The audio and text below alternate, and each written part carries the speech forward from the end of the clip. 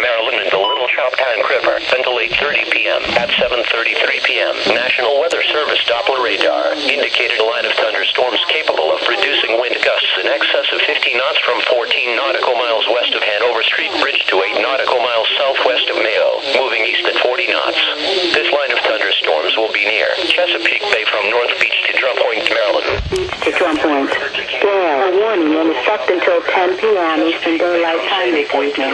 Tornado Watch 131 in effect until 10 p.m. Eastern Daylight Time this evening.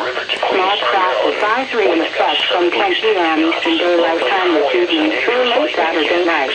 Tonight, southwest wind 25 knots with gusts to 35 knots, becoming northwest 15 to 20 knots with gusts to 30 knots after midnight. To the National Weather Service.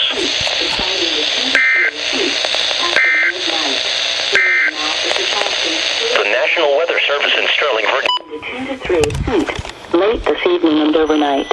Widespread